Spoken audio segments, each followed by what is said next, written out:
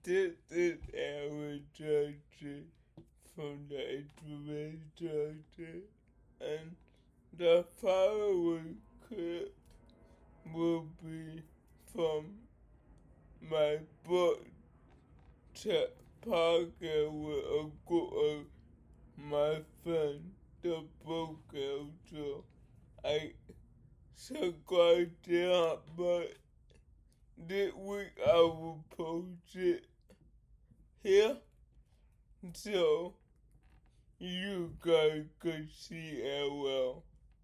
I hope you enjoy.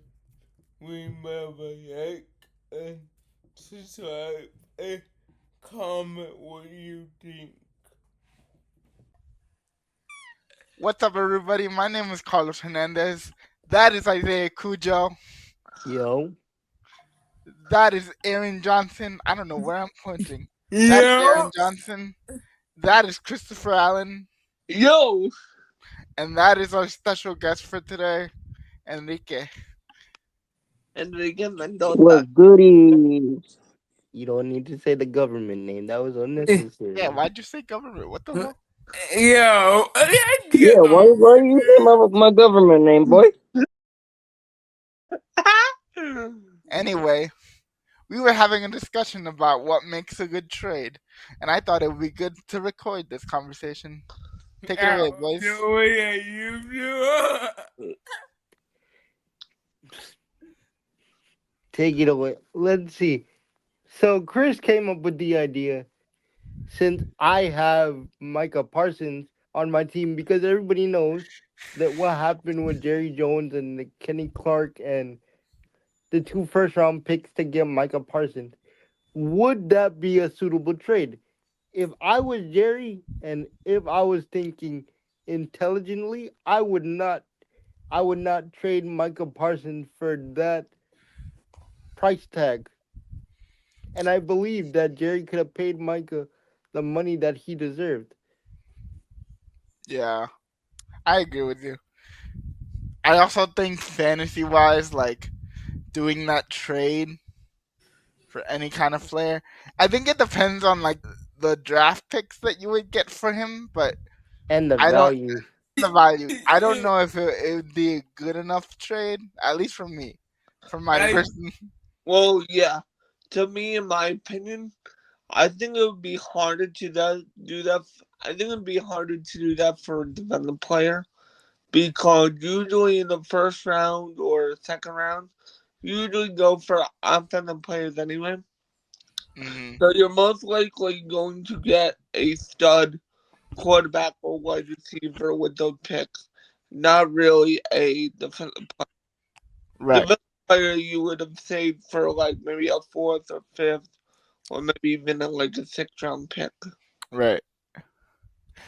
You know, it's funny you say that because I forget what video it was that I saw, but I saw a video the other day that was like that basically explained that defensive linemen usually do get picked in the first couple of rounds, and then they end up If picking you're if you're QBs. good, like if you're Miles, outstanding defensive player, like Abdul Carter went number 3 to my New York Giants this year.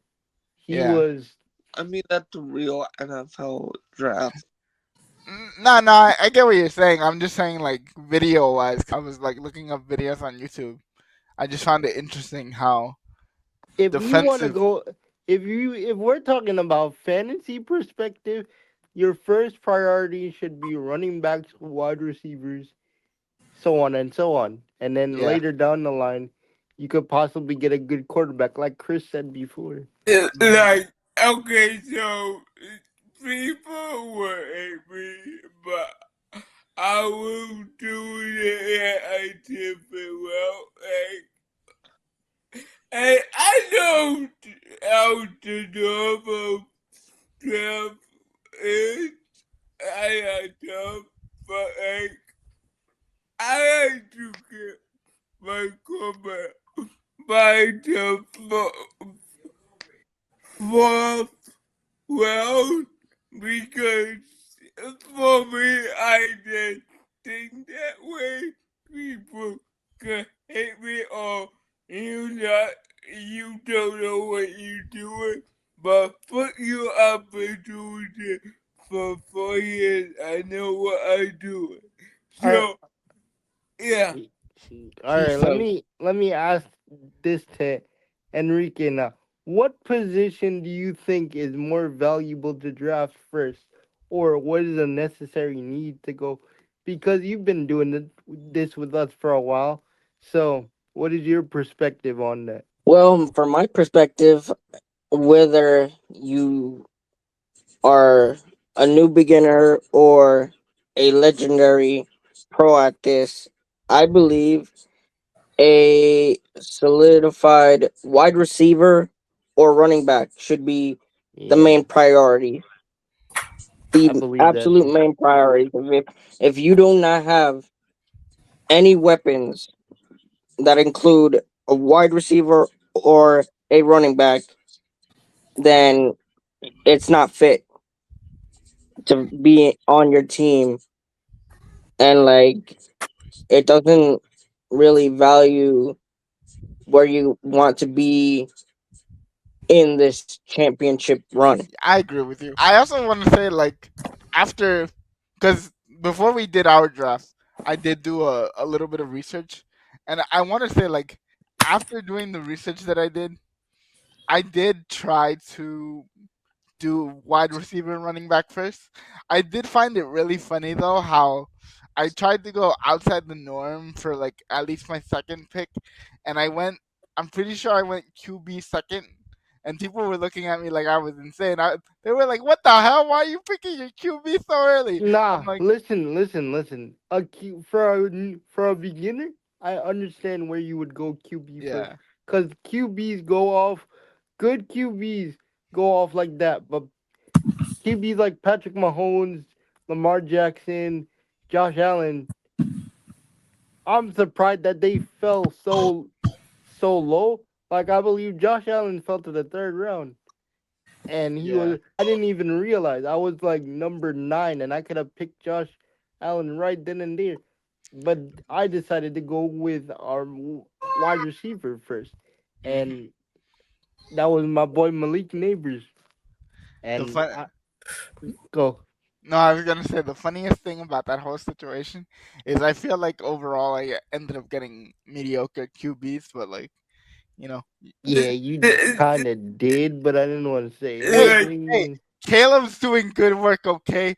Caleb's doing. You didn't believe it, Caleb. The first 2 weeks. Oh, okay. I mean, he Before did good work I though. call He was on my bench, but he did good work though. okay, phone call, okay, okay. Let me say that. I didn't to get, but I did, I do ship and shop value. If I, people will assume that you get that quarterback, or I got time to get my quarterback, get, get that quarterback before and people may get mad at you because they wanted them, but now they are flop because they don't have that guy. That's how I think about it. Yeah, I was just gonna say, and I don't mean to throw anybody under the bus, but what I do you just, think about that? What do you think about drafting quarterback in the first round? Like, did it help you? Did it go against you? What do you think? I don't I know you you did that, and do you regret doing that? because of my injuries right now, right? Correct. See, I knew this was coming because like yeah, so let me tell you everybody I drafted Jaden Daniels. I drafted Jaden Daniels first, and then I managed to somehow get Jalen Hurts out of it, which is great. Those two quarterbacks are future Hall of Famers, in my opinion. But now that JD is hurt, and I drafted Russell Wilson and I drafted Jalen Hurts. Like I said, now now Russell Wilson is benched for the New York Giants. I'm having to scramble. But the question was, do I regret doing that? Do you regret drafting Jen Daniels in the first round? No, because honestly, at the end of the day, I know his I know his potential and I know his value. I know I could have gotten a better quarterback, but the ones that I wanted were actually gone, and DJ was actually at the top of my board. So CJ Stroud was gone, which Chris has. Yeah, Lamar Jackson was gone, which Edgar has, and I mean they did, but yeah, Josh Allen was gone. So yeah, I was left to scramble and pivot to my plan B. With fantasy, you always need to have like plans on top of plans, because you nothing could go the way you want it to unless you have the ultimate perfect draft. But how did everybody structure their draft? And let's start with Enrique first. Well, I went wide receivers first, and then I went running backs, and then like right in like the fifth or sixth round, I went more towards tight ends, and like right there and then I was like, what was going on with the QB? So I panicked a little bit, and I picked up uh a QB in Jared Goff, which was not on my radar, but I have him, and he's been doing decent. But Jared Goff is a uh, decent QB. I'm not gonna lie. yeah, yeah. Even though I've been on the down low and saying to Chris, I need to trade one of these QBs, this, that, and third.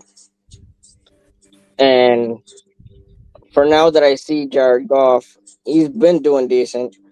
But then I went to my defense, and I went one for one for like a little strategy between DBs and then linebackers and then defensive linemen. And then Let's towards the end, it's like I went towards the kickers. I always go towards the kickers when it comes to the end of the rounds. Yeah, I think everybody does, Yeah. because kicker kickers are not as important, yeah. and it's hard to determine when a good kicker is gonna The kickers can actually make or break your team. It's not like exactly. they're not important, but they are important. Mhm. Yeah, It's like you're betting on them whether they're good for you during week 1, week 2, week 3, or whatever week you're on until you're in the final championship run, and it's like, oh, I finally lost or because of my kicker, but he did great, Yeah. you know. Because in average, a kicker could average you 22 points. Because here's how I go off it, and I want to ask Chris another interesting thing that was just added to fantasy. Actually, yeah, a go. kicker here. What I go off of whether the team is gonna whether a team is good. So that means, are they gonna kick field goals all the time, or whether a team is bad. I go off whether a team has no offense and they constantly need to be bailed out by a kicker, because the kicker goes by distance and how many times he makes the extra point. So that's how I operate. And also, another wrinkle that added that sleeper has is individual defensive players. So Chris, I wanted to ask you, how did that attract you to do sleeper? Because we were on ESPN, and ESPN let us draft the team defense. How did that? How did that lead you to sleeper? For a lot of people that don't know. Yeah, the sleeper does individual develop players, which is interesting because it's an option. And the way we usually do fantasy leagues are usually outside of the box. Like with ESPN, we added we added punters and head coaches, but Sleeper doesn't have those positions on their rosters. Hmm. So I saw the individual event players. So I'm like, ooh, that's interesting. Yes, I did see that on ESPN, but I really didn't think anything of it. It really kind of clicked in my mind that it would be interesting when we went to Sleeper for some Mm. reason. So I'm like, let's play around with this. So we did test the league for a little while with 4 teams just to see how it would go. And the test league went great. Test league Yeah. went great. It was a success. So I'm like, okay, let's bring this to the actual league and let's bring the league over here. This way we could do it that way. And Hmm. everybody was in agreement. I'm kind of mad at myself for not putting Tremaine Edmonds in because he averaged 33 Yeah. points last weekend. And then the other thing that attracted me to Sleeper was the trading of draft picks, which ESPN does not allow. I mean, ESPN does allow trading draft picks, but they only allow trading draft picks during the off season. You're not allowed to trade draft Mid picks season. mid season while the actual gameplay is going on. Do they give a Oh, reason as to why they do it that way? I think it's more realism, to be honest. Okay. yeah, Th- they do it during the off season before the draft. Okay. So So all that makes sense all then.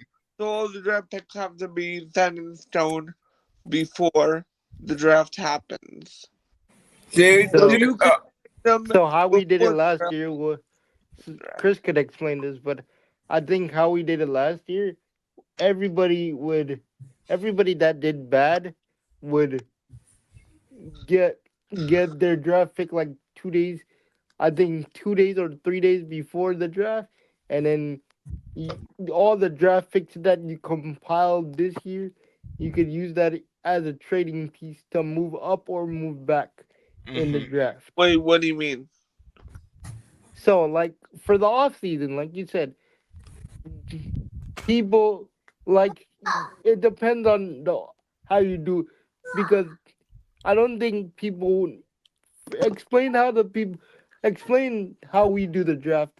It's You also had to remember ESPN was also a keeper league because ESPN didn't give you the option of dynasty either.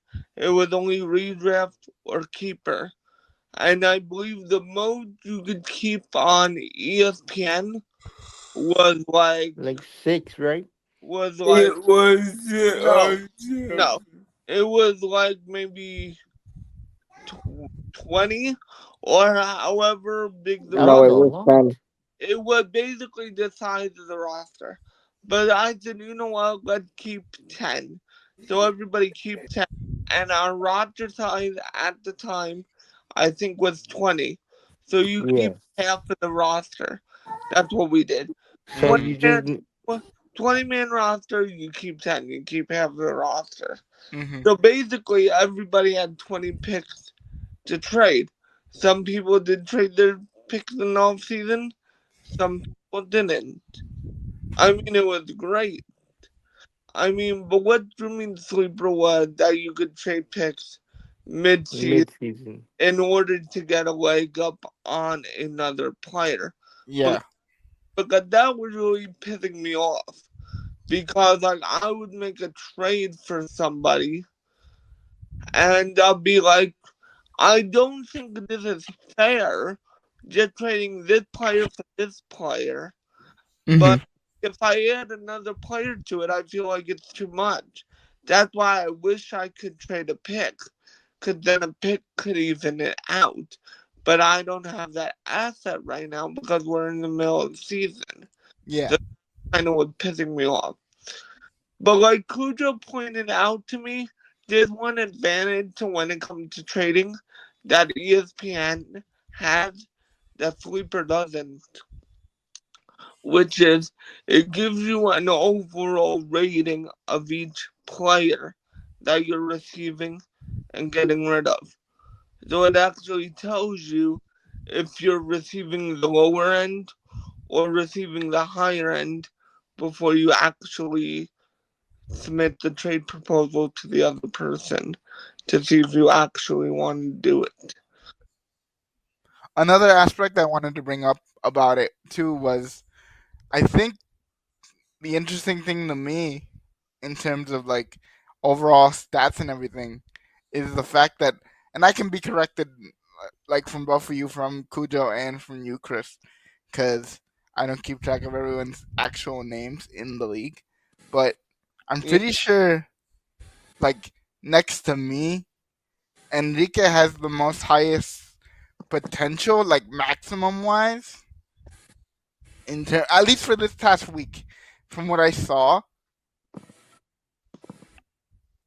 for like to what what do you mean had the maximum? like the highest maximum in terms of points that we could have earned for this past week that just finished.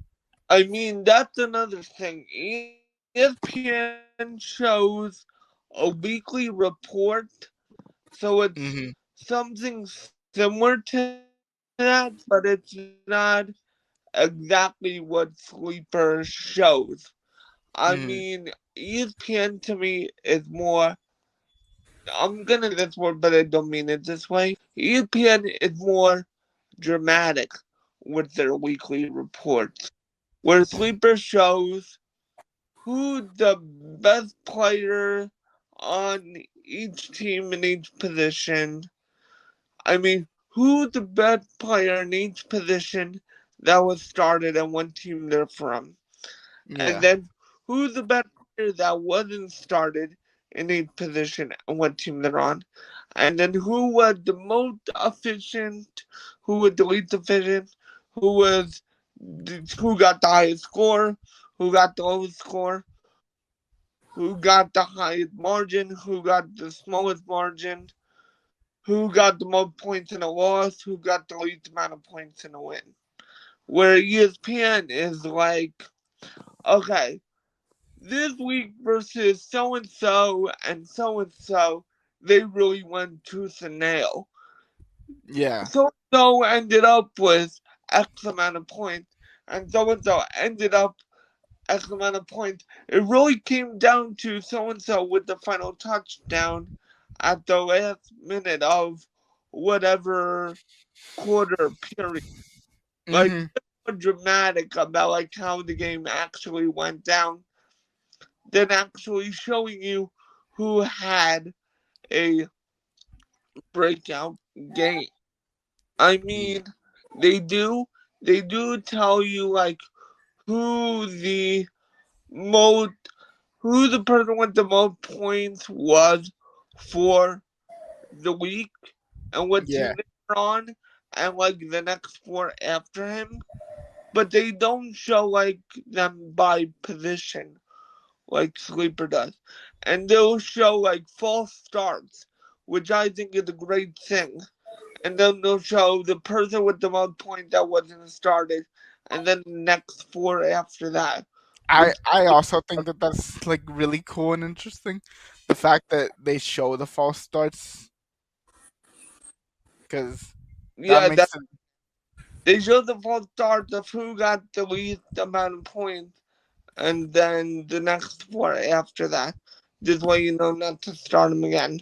Which Yeah. is I think Sleeper should do, but they don't. They show a false start and they show who got the most amount of points in somebody's starting lineup. Hmm. And So eh, the false start I think is something Sleeper should add, but they don't. But also, I think that an ESPN should have the sleeper does have is the people on the bench that were the people that are on the bench that should have been started that weren't.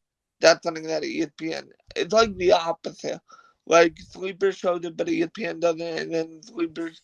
I mean, ESPN shows it the other way, while sleeper doesn't. I'm pretty sure they do it that way just to have some differential between each other.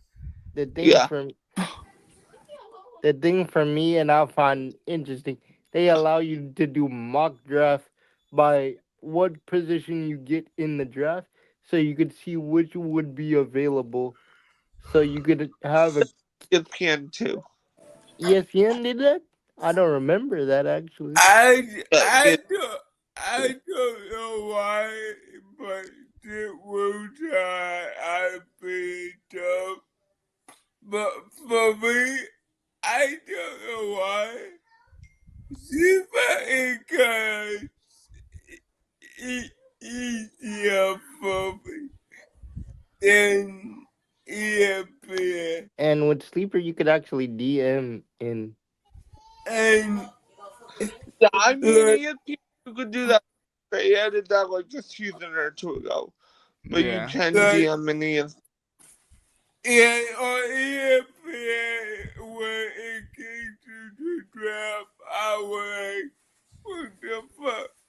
But with Super it more organized away. Mm-hmm. And I you get get what I mean. and for somebody that this is Carlos's first time actually doing Venice. What is your first experience like? Then we could cap it off with you. I think Sleeper I, is a great app to use if it was your first time doing fantasy.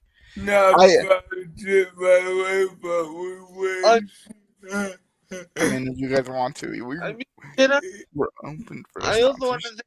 say too, especially for beginners. I think it's great that we have like an IDP. Just like Carlos, somebody who's actually learning the game could actually learn these developed players by name and by face. Because if you actually have like a team defense, he's not gonna know who these players are. He's just gonna know whose team defense is Is good. good. That's all Well, you know because he see a name and a face. yeah, He's just 100% agreed. good. He's not gonna Even though know I have what to to help him every week with this lineup. But okay. You used to do that I before me. still do that for you. I Hey, still, Not I'm getting better at it, you motherfucker. yeah, but I every morning at 7 o'clock, every morning at 8, between 8 and 7, you like Cujo. I g- Not I do every it for you because you morning. get. You do I it do every it. I do it for you because you give respectfully. You give me the anime hookup and make me watch morning. my shows. So thank you for that, kind sir. Okay, Yes, this not is every morning either, but still, I have to help you, and Chris helps you, so you can Yeah, have the best lineup possible. and I I'm mean, probably I don't tell you what to do. I just kind of nudge you and give you advice. We kind also of guide you. We don't. and God, we sometimes don't tell you what to do. We just kind of guide. I on the phone. Also, Chris, this is a total aside, but if what we talked about earlier happens, Yeah. and it ends up being like the runner ups who take the first and second spot, I genuinely feel like I have a chance for second. Second at least. I don't think I have a chance for first. Carl, Yeah, that I could we see. got you. What is your record like? 3-1, 2 and Right now, 3-1. Yeah, I mean, we've only had 3 weeks, so how could you be 3-1? not 3-1, 2-1. Two and Sorry, one. sorry, sorry. I I was about to miscounted. say you ain't doing that. And You know we're 2-1. the only undefeated person in our league is one of Chris's friends, and Yeah. he doesn't even he respectfully he does not. I don't think. I don't know. He He does a little bit sometimes, but he doesn't do it every week like he's Yeah. supposed. But some. anyway, ladies and gentlemen, This that was has an impromptu episode. been our thoughts about fantasy for this week. My name is Carlos Hernandez. That somewhere is Isaiah Cujo. I will point to What the do you right mean direction. somewhere? In Oh, the I'm trying middle. to figure out where to point. in the middle, in the middle. Yes, that is Isaiah Cujo in the middle, the black guy. You mother. Okay. That is Christopher Allen. No, that goes over I know I that. pointed the right way. I pointed No, up. you pointed towards I Enrique. pointed. I pointed up. I pointed up. Enrique is towards It's you. it's flipped for you guys. So I pointed this way for Chris. Now I'm pointing this way for Aaron. And that's I'm Enrique. over here. Yeah. I am Aaron You Johnson. I fucking hate all of you because you guys ruined my outro. That was a beautiful outro. I hate all of you. We can keep it. I don't care. Anyway, No, you ain't the three. You ain't the three of us. You don't hate yeah, I don't the hate three you, of us. Enrique. You're fine. You're fine. Anyway, have a You wonderful hate the three. evening, ladies and gentlemen. Thank you so much for watching. We are the Bro Council, and we will see you next time. Please. Adios. Peace. I hate you guys so much. If you enjoy that book out episode, the show will be linked down below. Here is the place over here, and here is my the introduction to up here, and the book out to the like and subscribe. See ya.